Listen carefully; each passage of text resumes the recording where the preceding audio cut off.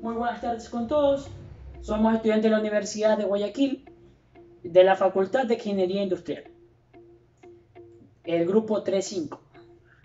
De parte de la materia de electricidad, somos grupo de exposición C.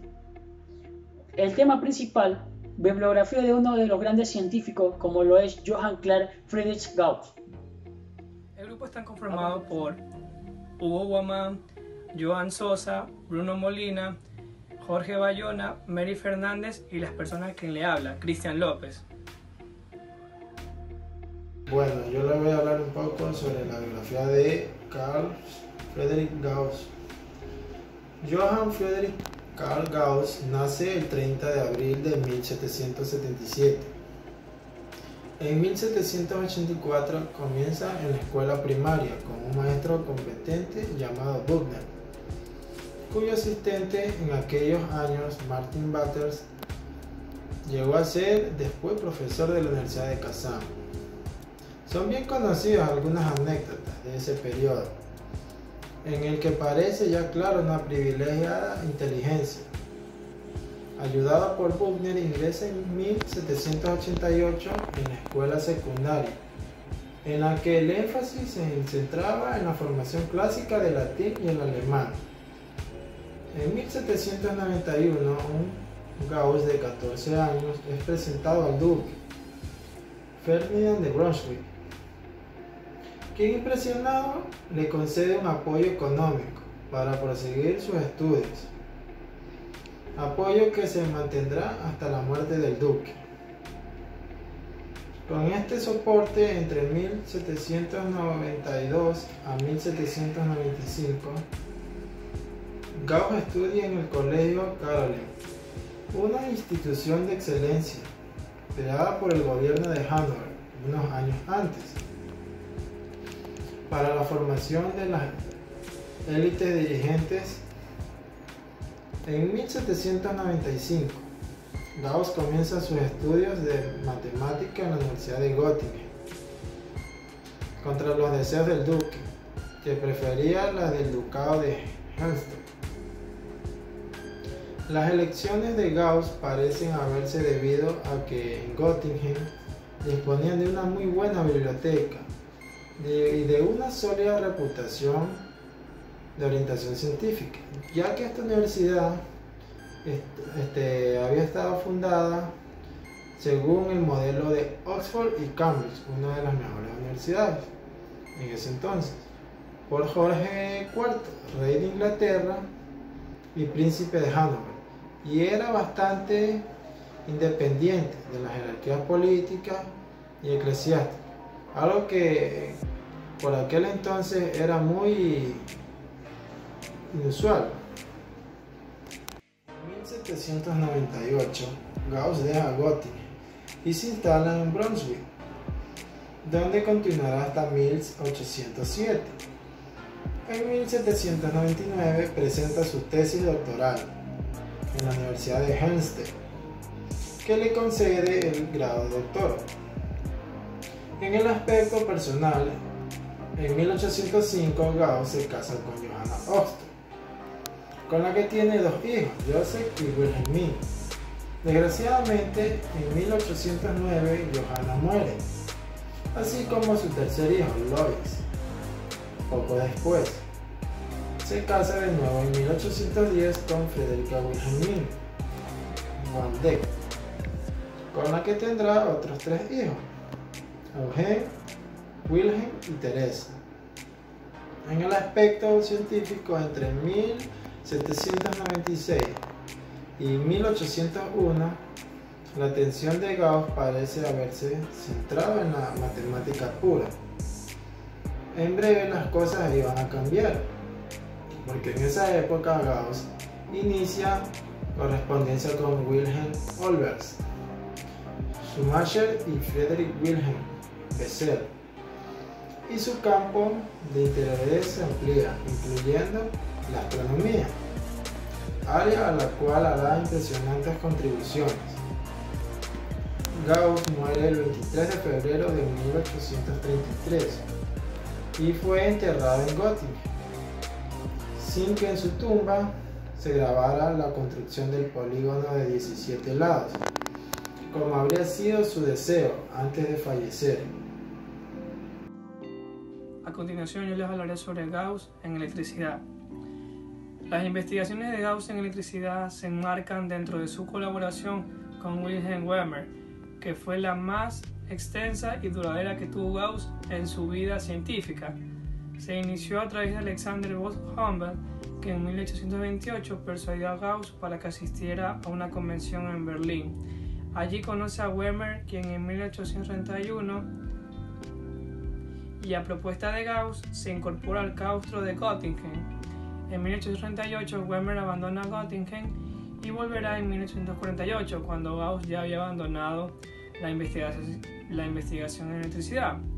El interés de Gauss por la electricidad mantuvo consistentemente una doble cara, que al lado del aspecto empírico, práctico, hasta de ingeniería, aparecen penetrantes investigaciones teóricas, con bastantes relaciones con su trabajo anterior en astronomía. Estas relaciones proceden de una sorprendente analogía, que el potencial newtoniano, responsable del movimiento en el sistema solar, es literalmente idéntico al potencial de Coulomb, que describe los efectos electrostáticos. Todas las herramientas matemáticas desarrolladas en la teoría del potencial newtoniano de aplicación a la electricidad, pero adicionalmente la maestría de Gauss en diversas técnicas matemáticas significó la posibilidad de plantear y responder correctamente cuestiones importantes. Por ejemplo, Gauss hace un uso extensivo de las funciones esféricas introducidas por Legendre y establece el papel esencial de la ley de Coulomb como base de la electrostática, analizando también las modificaciones que deberían llevar a una auténtica electrodinámica. Una gran parte del contenido del capítulo sobre electricidad de cualquier texto de física general, la forma en la que se presenta, se debe a Gauss propicio el uso de medidas absolutas en el electromagnetismo y el establecimiento sistemático del sistema métrico, que derivó en el actual sistema internacional de unidades. La contribución del trabajo de Gauss en las leyes de Kirchhoff fue notable, siendo pilar fundamental de estas leyes. Las leyes de Kirchhoff son igualdades que se basan en la conservación de la energía y la carga en los circuitos eléctricos. Fueron descritas por primera vez en 1846 por Gustav Kirchhoff y son ampliamente utilizadas en la ingeniería eléctrica e ingeniería electrónica. Ambas leyes de circuitos pueden derivarse directamente de las ecuaciones de Maxwell, y aunque Kirchhoff precedió a Maxwell, gracias a George Ohm, su trabajo fue generalizado. Estas leyes son utilizadas para hallar corrientes y tensiones en cualquier punto del circuito eléctrico. Las tres leyes de Kirchhoff se dividen en: primera ley de Kirchhoff o ley de nodos, segunda ley de Kirchhoff o ley de tensiones, y tercera ley de Gauss, campo eléctrico y potencial eléctrico. La primera ley de Kirchhoff nos indica que en cualquier nodo la suma de las corrientes que entran en este nodo es igual a la suma de las corrientes que salen. O sea, que la suma de todas las corrientes que pasan por ese nodo es igual a cero. En la segunda ley de Kirchhoff nos indica que en un circuito cerrado la suma de todas las caídas de tensión es igual a la tensión total suministrada. O sea, en otras palabras, la suma algebraica de las diferencias de potenciales eléctricos en un circuito es igual a cero. La tercera ley de Gauss es sobre el campo eléctrico y potencial eléctrico. Es una de las ecuaciones de Maxwell que relaciona el campo eléctrico con sus fuentes, o sea, las cargas. Como mencionamos antes, Kirchhoff se basó en Maxwell y este a su vez en el trabajo de Gauss. Por eso es que le debemos a Gauss esta ley y en honor a esto lleva su nombre. Esta ley nos permite calcular de forma simple el módulo del campo eléctrico cuando conocemos la distribución de cargas con simetría esférica o cilíndrica. El flujo eléctrico a través del área se define como el campo eléctrico modificado por el área de la superficie proyectada sobre un plano perpendicular al campo. La ley de Gauss es una ley general que se aplica a cualquier superficie cerrada. Les hablaré Gauss en magnetismo y geomagnetismo. En el año 1832, y en paralelo con su interés en la electricidad, Gauss inicia también investigaciones en magnetismo terrestre. Conviene advertir que la unidad esencial de la electricidad y el magnetismo, hoy completamente integrada en nuestros conocimientos colectivos, ya que se debe esto hacia el estudio de la electricidad. En ese tiempo, distaba entonces de estar establecida en el análisis Ampère. ¿A qué se refiere este análisis? Hacia la dirección de las fuerzas producidas por el magnetismo. En ese tiempo, o en esa época, se estableció esta gran iniciativa, la cual fue apoyada también por uno de los grandes científicos en esa época, como lo es Alexander von Humboldt, quien pidió o buscó la cooperación de Gauss para establecer una red de puntos de observación del campo magnético terrestre en todo el mundo. Se trata del primer intento en la historia de plantear una observación a escala global con unas nuevas exigencias, estableciendo así estándares comunes, como es la técnica de medición, de requerimiento de presión y fiabilidad. Los objetivos del programa era el estudio de la distribución del magnetismo terrestre, de sus inhomogeneidades locales, también de sus cambios temporales en su intensidad, declinación e inclinación, y ambiciosamente en la ebullición del origen del campo magnético terrestre.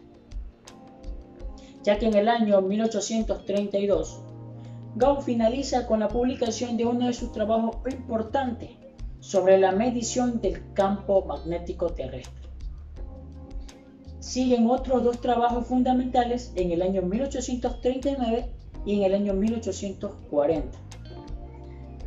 En esta época también publicó un atlas de geomagnetismo, publicado en el año 1840 por Gauss, Weyl y Wolf Smith. Analizando el contenido de esta obra es muy interesante, ya que Gauss define por primera vez el campo magnético esencialmente de la manera hoy familiar, mediante la fuerza que causa un imán, pero aún hablando de un fluido magnético sin entrar en demasiadas consideraciones sobre la naturaleza del magnetismo. Y sin embargo, a continuación se introduce un potencial magnético que se lo prueba en la Tierra, en un estudio terrenal, sobre lo que puede hablar dos polos magnéticos, y finalmente produce una serie de relaciones nuevas entre los componentes horizontales y verticales del campo magnético, en diferentes puntos relacionados correctamente, que Humboldt se negó a aceptar durante bastante tiempo. Al finalizar, Gauss usa implícitamente la hipótesis de que la distribución de masa y carga fluida magnéticamente en una región determinada de manera única, el potencial en todos los puntos de la región. Vamos a hablar sobre la electrodinámica gaussiana. La electrodinámica gaussiana es relativamente poco conocida. Es una teoría modelada en la gravitación de Newton, basada en una acción a distancia y con fuerzas dependientes, no solo de la posición, sino también de su velocidad y aceleración. La razón de este desconocimiento es quizás que en la época en la que Gauss construía esta teoría, el consenso de científicos sobre el electromagnetismo le había tomado partido, decididamente, por el camino seguido por Faraday y Maxwell, que eran científicos, que aparte de sus impresionantes éxitos predictivos, es también conceptualmente más satisfactoria al evitar la acción a distancia. Este desconocimiento no ayuda a una evaluación realista. Karl Schwarzschild mostró a comienzos del siglo XX que las ideas de Gauss podrían conducir a una teoría lineal, y recientemente se ha sugerido que también una teoría Gauss-Weber de acción a distancia podría haber conducido eventualmente a la teoría de la relatividad. Desde luego, en esa teoría aparece una cantidad por dimensiones de velocidad llamada constante de Weber, que debido a la presencia de coeficientes espurios en sí que son falsos, desafortunadamente no coinciden numéricamente con la velocidad de la luz, aunque sí en su orden de magnitud. Lo que es cierto es que en este campo la línea de trabajo de Gauss se apartaba directamente de la filosofía, contraria a la acción a distancia. Las ecuaciones de Maxwell son un conjunto de 4 ecuaciones, que originalmente eran 20 ecuaciones, que describen por completo los fenómenos electromagnéticos. La gran contribución de James Clerk Maxwell fue reunir en estas ecuaciones largos años de resultados experimentales, los cuales los resultados que cogió fueron los de Coulomb, de Gauss, Ampère, Faraday y entre otros, introduciendo los conceptos de campo y corriente, de desplazamiento, unificado, los campos eléctricos y magnetismo en un solo concepto, el campo electromagnético. Aquí se puede ver cómo Gauss fue de mucha ayuda para Maxwell en su teoría. De las ecuaciones de Maxwell que él utilizó, la formulada por Carl Friedrich Gauss en 1835, pero no fue publicada esta hasta el año 1867, ya que esta forma la base de la electrodinámica clásica, la que hoy conocemos. La ley de Gauss se puede utilizar también para obtener la ley del Coulomb, y lo mismo, la ley del Coulomb se puede utilizar para obtener la ley de Gauss. Gracias. Gauss y la instrumentación. Como otra consecuencia práctica de sus investigaciones en electricidad, Gauss en 1833 inventó un telégrafo eléctrico que usó entre su casa y el observatorio, a una distancia aproximadamente de 2 kilómetros. Inventó también un magnetómetro bifiliar para medir el magnetismo, y con Weber proyectó y construyó un observatorio no magnético. En 1831, Weber se incorporó a la Universidad de Gotinga, en donde trabajaba Gauss, y así entablaron una amistad, colaborando con los estudios sobre electricidad y magnetismo. 2 años después, inventaron un nuevo tipo de telégrafo denominado Gauss-Weber. El receptor utilizaba los movimientos de una barra que se desplazaba por la acción del campo magnético de un bobinado. Esta barra estaba unida a un espejo que se desplazaba de izquierda a derecha, conforme lo hacía la barra. Por medio de un anteojo, el observador distinguía los movimientos del espejo, reflejados en una escala. Conforme el espejo se desplazaba de derecha a izquierda, el observador tomaba nota de los desplazamientos y por medio de un código preestablecido los traducía en signos e iba formando frases. Por ejemplo, 5 veces se desplazaba a la derecha, se escribía entre paréntesis la D 5 veces, la D 5 veces, y eso indicaba la letra A. Cuando se desplazaba hacia la derecha 4 veces y una vez hacia la izquierda, se escribían 4 veces la letra D y una vez la letra I, y eso indicaba la letra B, y así sucesivamente hasta realizar 32 signos entre letras y números. En el lado del transmisor era necesario un generador magnetoeléctrico y un cambiador de polaridad que, unido al receptor mediante 2 hilos, permitía la deflexión de la barra en uno u otro sentido tantas veces como era necesario para formar el código de los signos. Este telégrafo unió el observatorio astronómico en el que trabajaba Gauss con el laboratorio de Weber en la universidad a una distancia de 2 o 3 kilómetros aproximadamente. El invento de Gauss y Weber no era un intento de comunicación eléctrica a distancia, ni fue el que sobrevivió, privilegio que corresponde al sistema de Morse. Se sabe que algunos colegas lo consideraban como una aberración frívola o acientífica. El telégrafo funcionó, pero con reparaciones en el hilo, ya que este se rompía frecuentemente, hasta que un rayo alcanzó el sistema y lo destruyó totalmente. La colaboración con Gauss siguió con el desarrollo de un magnetómetro de gran sensibilidad y la investigación sobre el campo magnético terrestre. El magnetómetro capaz de medir la intensidad magnética absoluta fue inventado por Carl Gauss en 1833 y desarrolló notables avances durante el siglo XIX. Un magnetómetro es un instrumento que mide el magnetismo, ya sea de magnetización de un material magnético como un material ferromagnético, o la dirección, la fuerza o el cambio relativo de un campo magnético en un lugar determinado.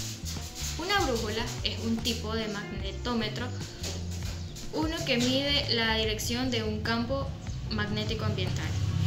En los últimos años, los magnetómetros han reducido su tamaño, en la medida en que puedan ser incorporados en los circuitos integrados, a muy bajo costo, y se utiliza cada vez más como un sensor de campo magnético. En su correspondencia tardía con Olbers, Gauss menciona la posibilidad de un motor eléctrico, y 170 años después tenemos Internet.